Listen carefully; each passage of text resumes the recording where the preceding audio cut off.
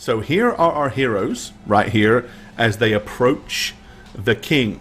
They'd walked down the red carpet. They'd stopped in front of this kind of blue area with the two stag symbols on it. At this point, the king had just leaned forward and said, what did he say? Do you remember? I hear you have something to tell me, like a story. That's right. Yep, he leaned in and just said, I hear you have something to tell me. I couldn't do this good an accent. That's all right. I can't do it either. Just for everyone's sake, I do have the strange weapon wrapped in my cloak. And it is obviously covered, so it's not like an obvious weapon. And I'm going to kneel and place it on the blue portion of the rug. Okay, so you're going to lay it down right here. Okay, where is it? Where is it before you place it? Well, I was holding it, like an offering. Okay, so you were walking in with it in your hands. Yeah, with it as an offering, so it wouldn't like distribute weirdly and drop and fall and make me look like a klutz that I am, you know. There you go. All right. You lay it to the ground. The sergeant of the guards, the one that you've seen before, he walks over, picks it up, and carries it over to the side where he carefully begins to unwrap it. And I'm going to say, careful, sir, it has weird properties of balance and, weight distribution. Okay, well, he kind of looks at you and he says, I see what you mean, as he's trying to, he's moving it round to unwrap the thing from your cloak. So as soon as he tilts it, of course, it gets all end heavy. Okay, once he's got it out, he's holding this sword, and he's looking at it rather curiously, and then he walks over, and he lays it down directly in front of the king. The king kind of glances at it, and says, So, what exactly am I looking at? My lord, my liege, your majesty, and I look at the prince, my lord again. That is a weapon that we have uncovered to the west by a strange, otherworldly race of creatures that I only know to call the Drakhar, or the Drakhari. My pronunciation is wrong. My name is Radovan Rainier. I'm a cleric of St. Cuthbert. These are my friends. We journey from, essentially Korthan to the west. And this weapon and the creatures that I wish to speak to you about were discovered and found, were encountered by us all along from Finnerton to Arendelle, essentially. Now, when you say creatures, are we talking about one or two, or are we talking about a large quantity of creatures? Well, it's hard to say because those we encountered two at a given time directly, and they possessed otherworldly powers of psionics and spoken a strange language. We have also seen three others at a different time consorting with a fellow man in Arendelle, stealing the blacksmith's shields, mastercraft shields that were destined to be here and delivered. As you're saying all of this, the fellow in the long red robes holding the long staff with the short, tiny, kind of pointy black goatee gets up out of his chair and moves in extremely close to the king and begins to whisper very quietly in his ear. And you can kind of see the king tilting his head and he's nodding, like he's listening to you, but he's also listening to this fellow as well. I'm just going to wait. Okay, at that point, the vizier takes a couple of steps down and is standing at the bottom step. He says, you said otherworldly, and that they employed psionic abilities? That is correct, yes. Tell us more about these interesting individuals that you encountered. Well, they have the ability, not the ability, I don't know why, they have the ability to appear as if from nowhere, either using invisibility or ethereal jaunts. They were able to almost be freed from Kiliana's telekinetic hold on one of them using a mental blast of some sorts. That's at least what she told me after the fight had occurred. And when the one that she saved me from, using telekinesis, attacked me, he closed the distance almost supernaturally, like he wasn't quite only upon this material plane. So... But you say this happened far to the west from here, as far away as Finnerton?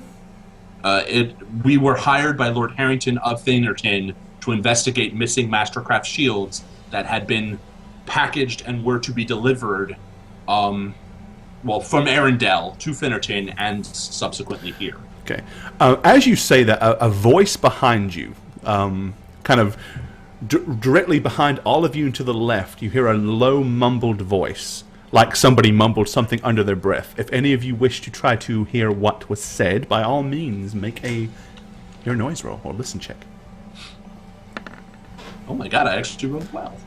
Wow, Radovan. Racer with her eagle ears as well. And I'm not sure. I've given everybody access to... I don't know what her modifier would be. Yeah, I've given you access to her sheet. Okay. So you should be able to pull that up. But I think it's fairly high, so roll a d20. And I'll...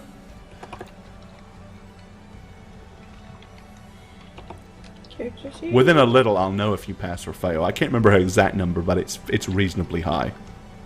Okay. Whoa! What was that, roll 20? Roll 20's up to its old tricks already. With a 7, okay. She probably, being to the right of Radovan and Racer, and having Radovan talking to her right, or to her left, she doesn't quite pick up what was said, but she heard the mumble. Radovan and Racer overhear this man say, Harrington was telling the truth after all. So, apparently he was aware that, or this guy behind you to the left at least obviously is aware of the whole circumstance. At this point the Vizier says, where are my manners? I should introduce myself, seeing as I am speaking here in front of you and on behalf of the king. I am Tadros Larishen, King's advisor and court vizier. Well, it's nice to meet you, sir. He says, do you have any belief that this could be of a demonic nature? You mean like the moon going purple a little while ago? Yes, several months ago. I had dealings with that, but it all seems to have calmed down. I'm just a little curious as to whether or not this could be the same sinister thing beginning to re-emerge, although our good moon seems to be extremely yellow and normal-sized. I honestly cannot say. I cannot speak to that, but I can state that these creatures are not of the material plane. They're of some alternative dimension of some kind. Interesting. And you said that they were stealing the master-crafted shields. At this point, he kind of glances past you and to the right, and you imagine he's looking at the person that you heard speak. He says, Outfitter, could you come forward, please? At this point, this fellow kind of walks up and stands right here next to you. He said, this is the king's outfitter. It is his responsibility to arrange for all necessary merchandise and equipment for the king's guard and the king's men. He indeed was dealing with Lord Harrington. So this is the reason that the shields did not arrive and that Lord Harrington was unable to fulfill the last 3 or 4 shipments. Is this correct? Is he asking me or the guy? He's asking you. Okay. Yes, that is correct. We were personally hired by Lord Harrington to get to the bottom of the mystery of the shields and their disappearance. Ah, I see. Well, apparently you did. But other than stealing shields, is there anything else we should be overly concerned about? At this point, I'm going to reach into my pouch, I guess. Okay, for as the soon as you cloth. do that, both the guards, either side of you, immediately like point at you with their pikes, like Drakhar, almost don't be so- defensively. They're very jumpy. There is a cloth that was left with the weapon that has a strange language upon it. It's a weird shape, which a comprehend language spell, which I'm sure Lord Vizier can cast, will be able to determine the words of it. It's just a piece of cloth, like a scarf. I see. I'm sorry for acting rashly without discussing my intention with reaching. No, it's quite all right. You must understand. We must be cautious in front of the royalty. Well, as a cleric of St. Cuthbert, I am all too familiar with the law, and the last thing I would do is betray the law of the land, the king's law. I just realized something. 1 second. Let me fix that. Except for that time I broke Raisa over here, out of jail, and fucked myself over. But oh, she's your daughter, by the way. No, I'm not gonna say. I could say that, but I'm not going to. There we go. So I just realized why I was thinking that the follower alert thing was being rather slow. I just realized why, because I told you I had that disconnect for 10 seconds. And as Bane knows, because she uses the same one, if you lose connectivity, you have to recapture it every single time. So if you followed or resubscribed in the past 10 minutes and I haven't said or haven't announced it or thanked you, I do apologize. Let's see. I see we definitely had... Okay, so Joe Colton, thank you for resubscribing. Appreciate you, dude. There we go. It should be fine now. All right, so you're going to pull out the piece of paper or the piece of cloth. Mm-hmm. Okay. And I'm gonna also put this on the blue portion in front of me. All right. The sergeant comes over, picks it up, glances at it, turns it around, and then walks over and hands it to the vizier, who examines it. Now, is this the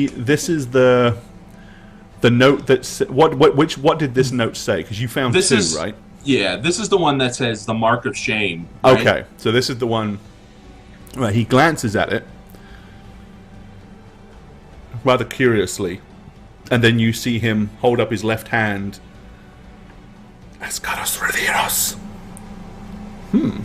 As he begins to suddenly glance at it, he says, "Do you have any thoughts as to what this may pertain to?" Well, this was our evidence of this Drakhari or Drakhar, this otherworldly faction, being really two sections, two subsects. There's the group that's been stealing the shields, and then there's the group that came to reclaim this weapon, which had been left at the scene of a slaughter, essentially. Lord, the shipment had been sent and was slaughtered by all the king's men had been slaughtered along the road to the west. All the king's men. All the guards of the shipments, who Lord Harrington said were of. Oh, you're talking about the guards from Finnerton. The guards from Finnerton, yes. I see. Which I was under the impression were the king's guards. But. No. This is rather curious and indeed disturbing.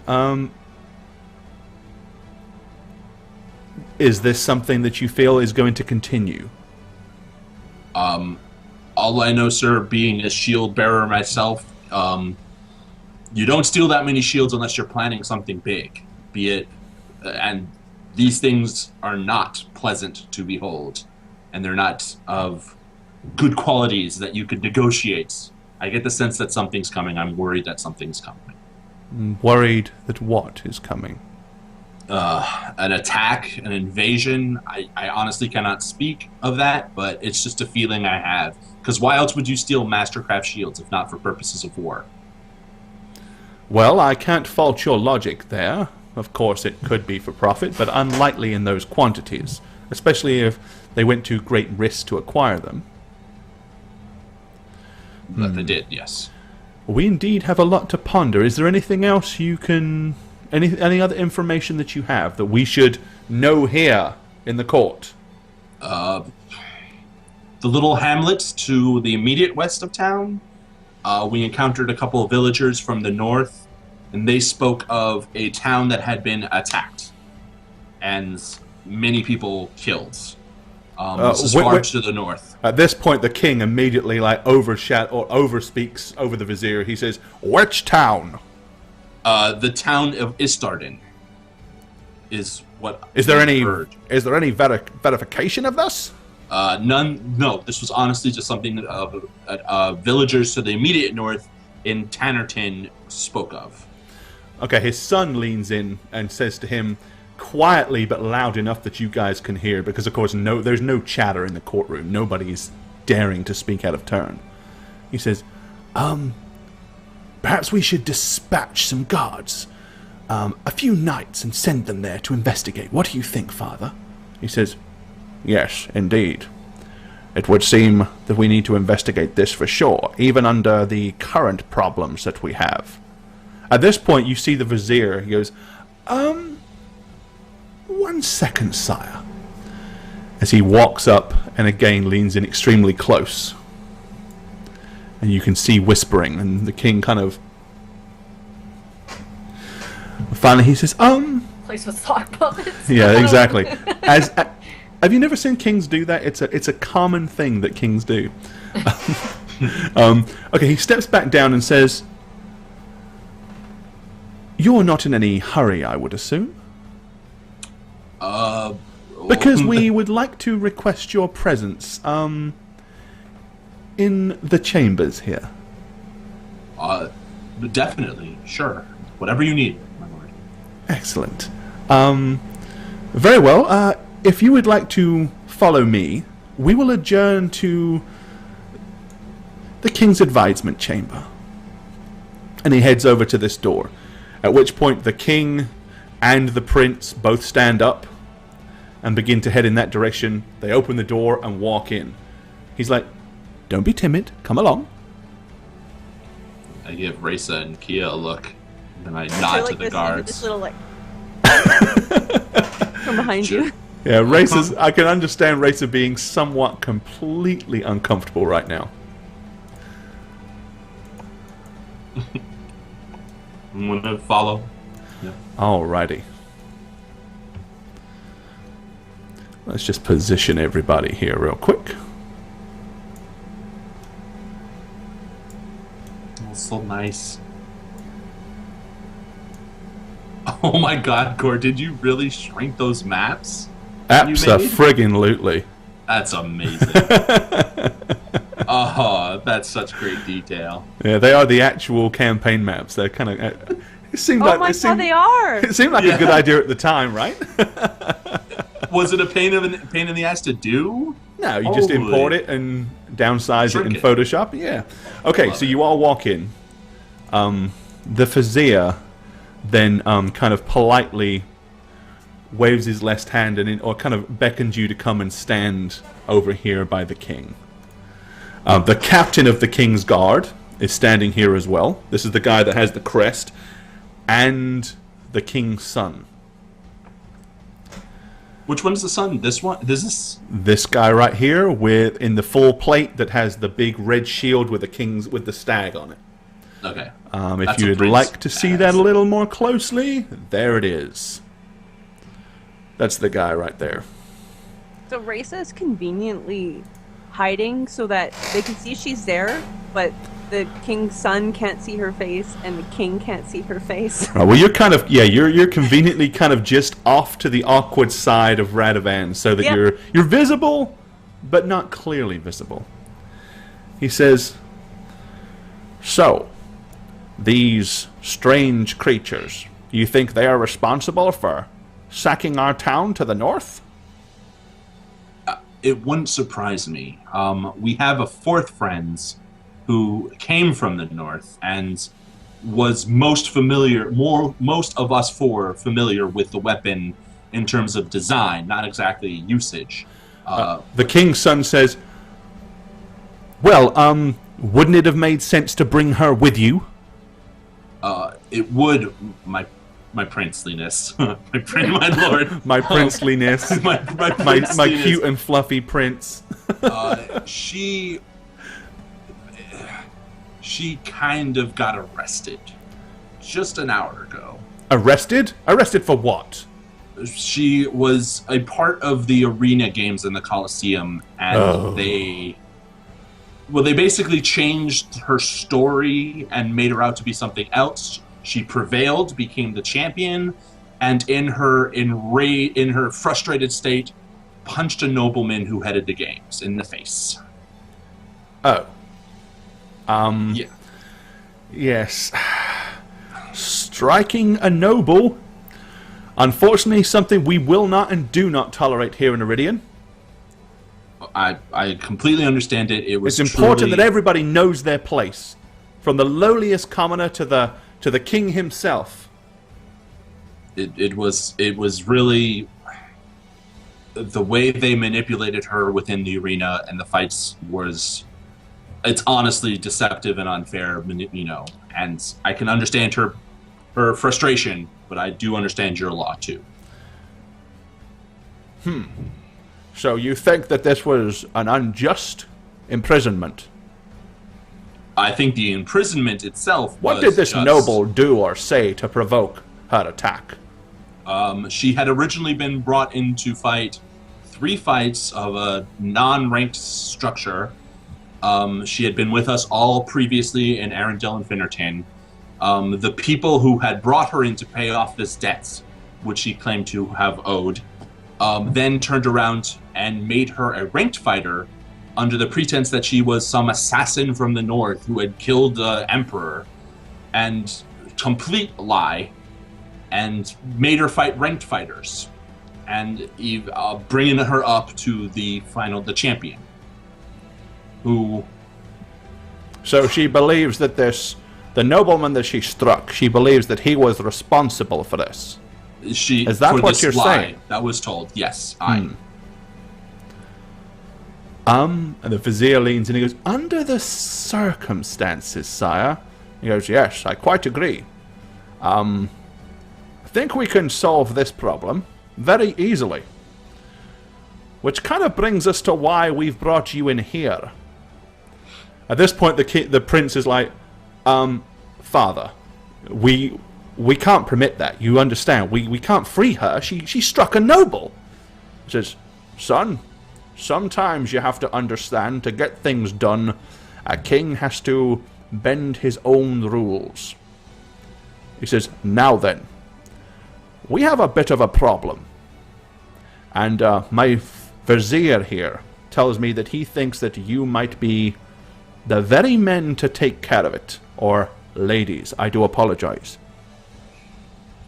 More women than men, yeah. I'm willing to do whatever you ask of me. He says, it's always good when people are willing to do things. It makes things so much easier. I of course do not speak for my friends. I myself only recently came back from the forest to the north. Me and my son left with a complement of 12 of our finest knights. We returned with only 5. The day before that, 7 or 8 of our knights went into the forest, and only 3 or 4 returned then.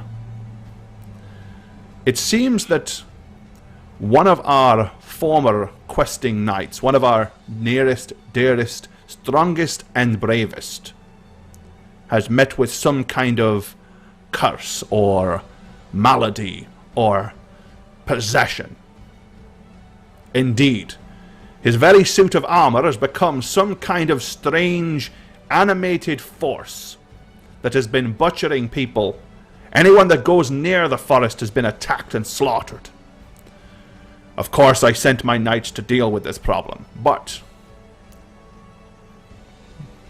according to my vizier, and this is what we think, of course, we do not know this for a fact, somehow, because he is part of our knightly legion, he can anticipate and see into the hearts and minds of our knights, making it almost impossible for them to fight this fellow.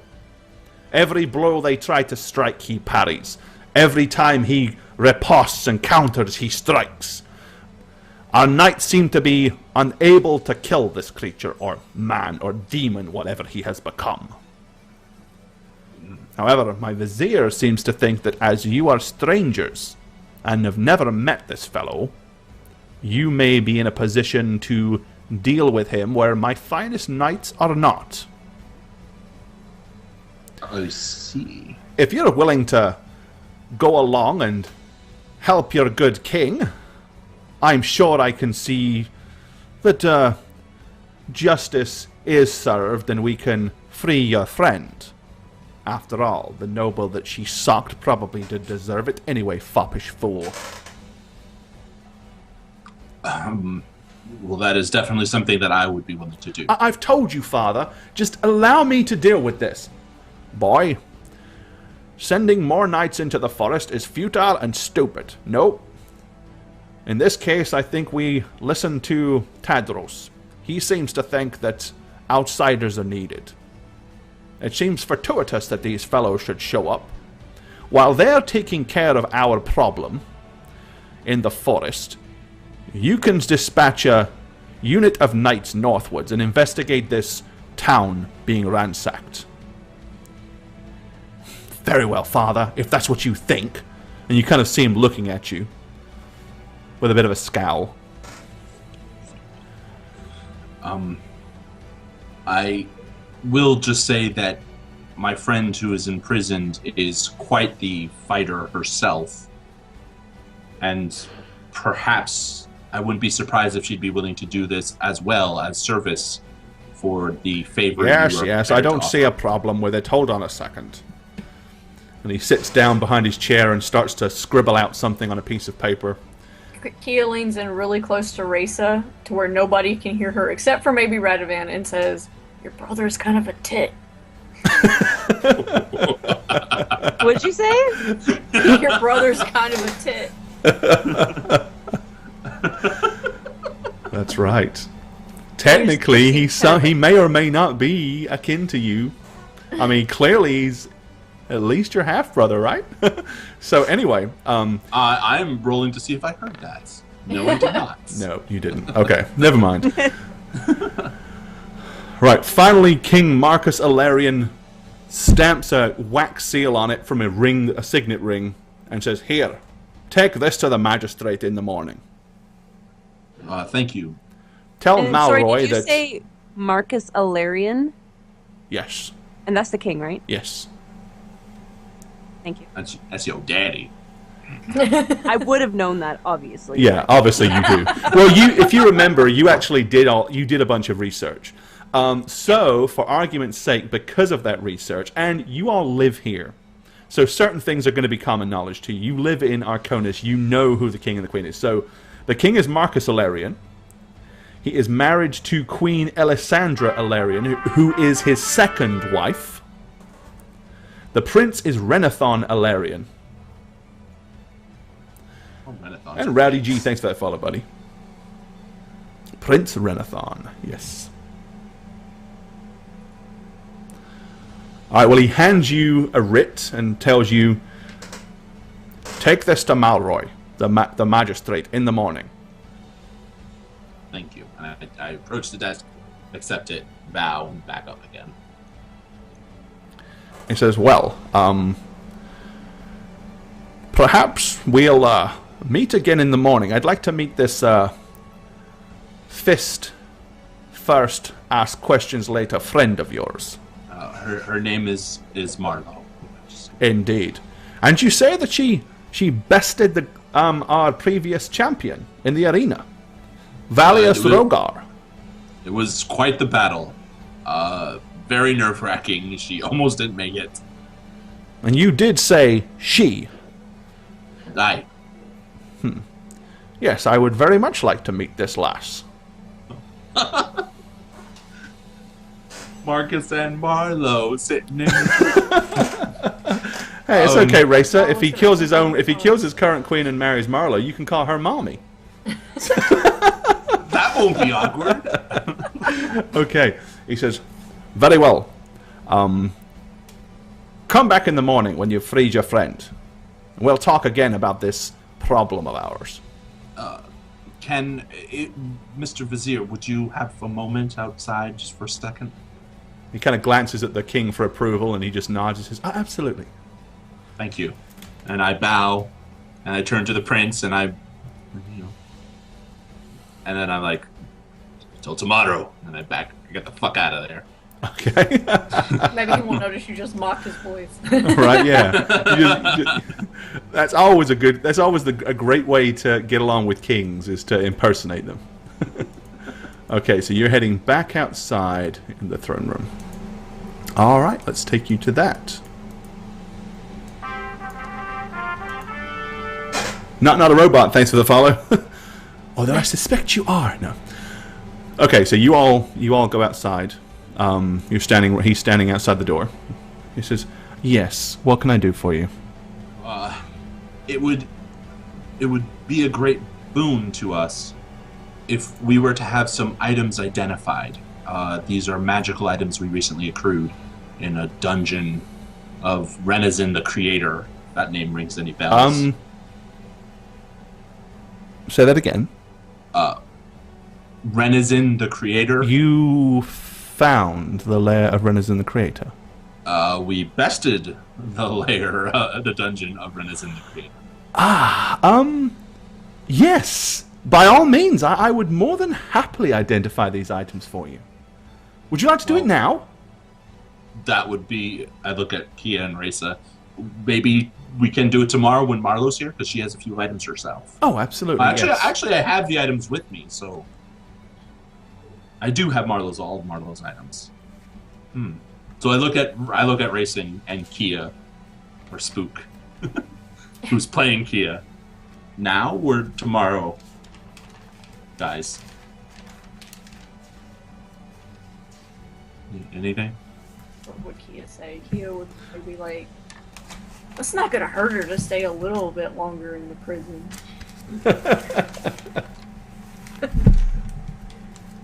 How about it? Raisa just doesn't really say anything. She's just like, I think she's so far out of her water and out of comfort zone that she doesn't really have a lot of I'm opinion. just trying not to. I don't want anybody to notice me, look at me, hear me, see me. Okay. Yeah, right. We can do that right now. That's fine. Alrighty. Well, he kind of beckons you outside. Like, takes you out of the courtroom. And let's see, we're going to go to the city of Iridian, the outside view. And we're going to move you... Not to the Stagger Inn, that's just a respite stop. Okay, here you go. Alright, let's move all the way over. Okay, so to this tower right here, right on the very edge. Okay, he takes you into the tower and beckons you to enter. As soon as you're in there, it's clear this is probably where he hangs out. There's books everywhere, tables, weird-looking arcane gadgets on different benches, strange tapestries with bizarre runic writing on. And he says, what would you like me to look at?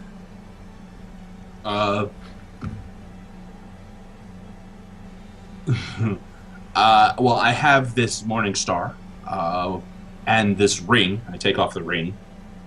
So I have these two items, and Kia has hers, and Marlo. These are Marlo's items, and Reza has a few items as well. Just not a problem. He goes over to a small stand of drawers, like a small chest of drawers. Opens the middle shelf, reaches inside, and pulls out a small brown leather bag, which he takes and lays on a table, and then kind of thumbs to open it a little wider. He says, "Oh, well, what would you like me to examine for you first?" Since no one's stepping forward, pop up my items. All right. I give Reza a look like, usually you spring into action here. What are you handing Mine him? have all been identified. I don't need any identification. Really? You have all of yours identified? Yep.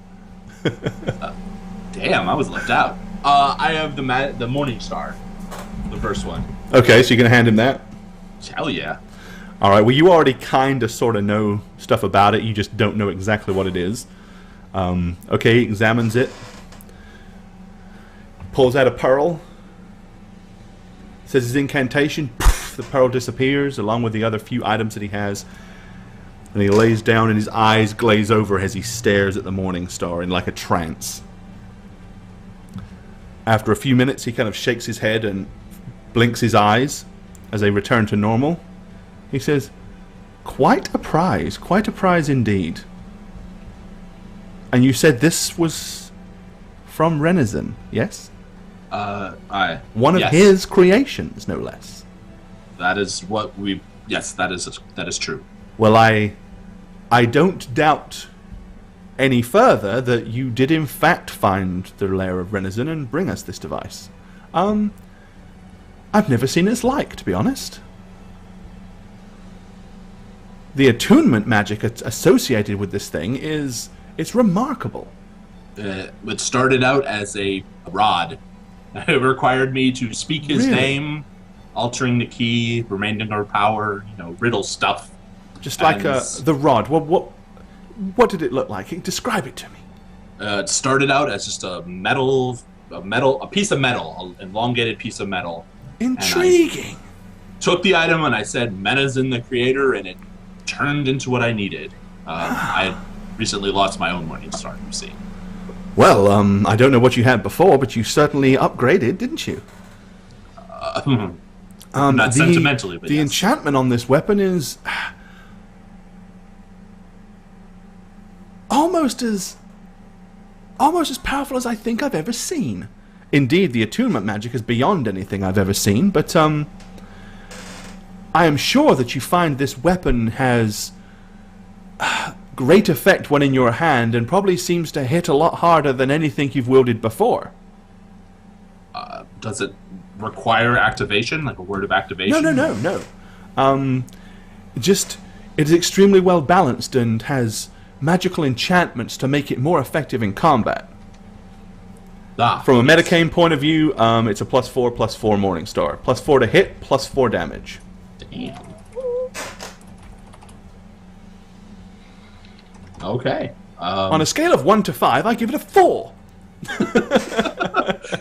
I just want you to do the X-Men 3 movie did. He's a class 5 mutant. Like, right? They never talked about that we're not doing that. We don't. Right. He does not say anything about it being a +4 Morning Star. Okay. And I'm going to say, well, thank you. And I'm going to obviously piece string it, tie it again. Okay. And I'm going to show the ring, and I'm going to say, I'm aware that this is a ring of mind shielding. When I say the activation, it protects my mind from attacks of the mental sort.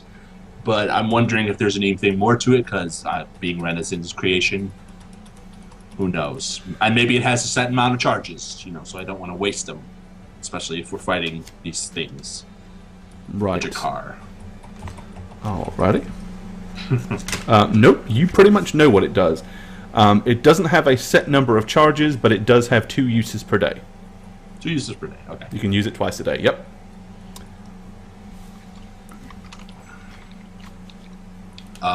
Kia? I'm actually going to jump in front of Kia and just present him with my amulet. I thought you didn't have anything. So? I forgot about it. I checked my character sheet. Right. Do you have any notes on your amulet already? Freedom of movement amulet, and then there's an activation word. Right, that's basically what it is. It is a freedom of movement. Same thing, you can use it twice a day. Does not have charges. I know Kia has a bunch of items. She has the Rod of Wonders, but she didn't look at her ring and her staff, right? The staff with the Right, she didn't look at dragon. either of the stabs. Yeah, she just saw the Rod of Wonders. Sticks. Okay. Well, she has the Rod of Wonder. The staff that she took, that you used to activate that trap, there's nothing about it. It's a stick. That's it. It's But not. she left that there. Okay. Then, so the only other staff that she has It's her actual staff, yeah. is the staff that she has that has The little pseudo dragon's cowl, head on the top yeah. of it, and then the little stinger. Right. Yeah. Basically, so for her purposes, and if you've got access to her character sheet, I guess you can scribble down the notes.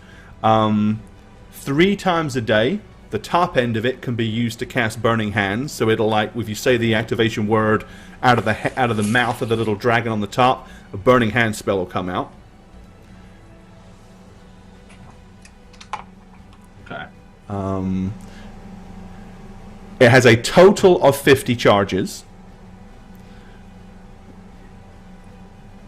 She can use 3 of them per day at the top end. The bottom end, if she sticks anybody with the little scorpion tile stinger that's on the bottom, basically it's equivalent of casting a high level sleep spell.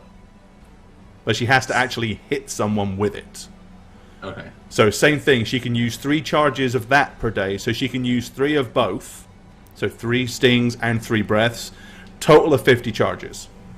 For each, or just total? Total of 50 everything? charges, yeah. It has 50 charges, and she can... whatever she uses it for, it burns a charge, whether it's a sting or whether it is a breath.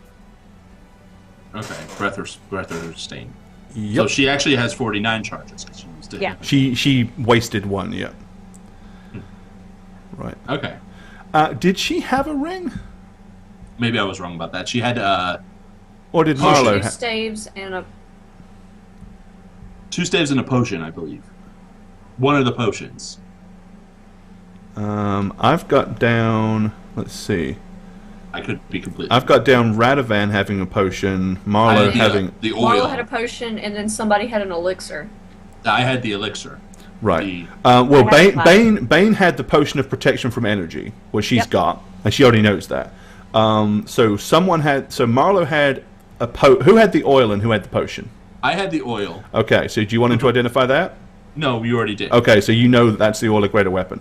Yes. Did you identify Marlo's potion? Yes, it was a haste potion. Potion of haste, right? basically. Okay, so you've got those Oh, okay. done. Yep. So what's left? The ram ring. One of you guys have a ram ring. I think it's Yeah, Marlo. Marlo did. Okay, yep, Ring of the Ram. Basically, when you use it, like a spectral ram comes out, like a battering ram. And you can use it to smash down doors, knock people over, all that kind of stuff. And I believe... Let me just double check it for you, because I didn't actually write this part down. But...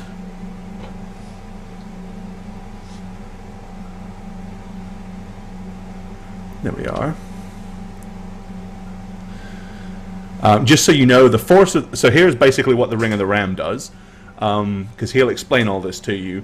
The wearer can command the ring to give forth a ram-like force manifesting as a vaguely discernible shape that resembles the head of a ram. The force strikes a single target, dealing 1d6 points of damage if 1 charge is expended, 2d6 if 2 charges, or 3d6 if 3 charges are used. And that's the maximum. You can't do more than 3. It counts as a 50-foot ranged attack. The force of the blow is considerable, and those struck by the ring are subject to being bull rushed. Technically, the ram has 25 strength, if you're looking at the physical strength, and it gets +1 on the bull rush. In addition to its attack mode, the Ring of the Ram also has the power to open doors as if it was a character with a strength of 25, so again, you can smash it into doors. Total of 50 charges. So same thing. 49. You can basically burn 1, 2, or 3 charges for damage, or however hard you want to hit a door. So if you want to knock down a big-ass door, you can blow 3 charges. Anything else? I'm stupid and I didn't write down everything that you said about my figurine, Wondrous Power. Obsidian Steed, 6 seconds to transition. Obsidian Steed, yep. And I didn't write down, I can use it once every 24 hours. Yes, yep. Actually, we never had that steed actually fully... It was never identified, but he kind of knew Right. what it was. The guy that you talked to knew what it was. Now, does there have to be a rest period in between it? You didn't really identified, you know? Yep. So do you want him to identify it for you? Yeah. Okay. Alrighty. So they don't... Figurines of Wondrous Power do not have charges. They just have limited uses. So, Basically, it's your little black horse. On command, the near formless piece of obsidian becomes a fantastic mount, treated as a heavy war horse. Once per round, it can do overland flight, which you know. It can plane shift, which you know, and it can also ethereal jaunt, which this you didn't know. You can become ethereal with all your equipment for the duration. So basically, like, you can become like transparent and unhittable. It can do that once per round at will. The steed allows itself to be ridden, but if the rider is of good alignment, the steed is 10% likely to carry him or her to the lower planes and dump them there. The statue can be used once per week for one continuous period of up to 24 hours. Oh, once a week? Yes, once a week for up to 24 hours. Ooh, I thought it was daily. Well, that's the thing. The guy that talked to you, he was kind of just telling you what he knew about it. He didn't identify it, so he didn't give you all the interesting details. But yeah, that's basically it. So you can use it one time a week for a continuous period of up to 24 hours. You can cancel it at any time, but once you do so, you've got to wait to use it again. Cool. That's it. Thank you. I mean, I'm good. Did you identify Marlowe's robes? We did. Yes, that was one of the first things we identified. Her robes? Oh, you've already... yeah. With the Arcanist. Okay, yeah, you had the other guy do it. Right, gotcha. All right. Yeah, awesome. he did the robes and all the potions and elixirs. So it was really just the other items. Cool beans. What's up, So Shammy Ren? And as soon as you're here, we're about to go to our first break, but I just want to say happy birthday to Shammy Ren. It is his birthday today. He chose to spend it with us. Thank you, sir, and many, many more. Thumbs up. Also, Purple Sage's birthday today, too. Oh, and Purple Hey! Sage. Awesome. Oh my Purple goodness. Sage, happy birthday to you as well. Here, let me give you guys some hype and some rollies. Happy birthday. I would bake you a cake, but it'll be gone bad before you come and get it. So there we go. Never mind. All right, we're going to take our very first break.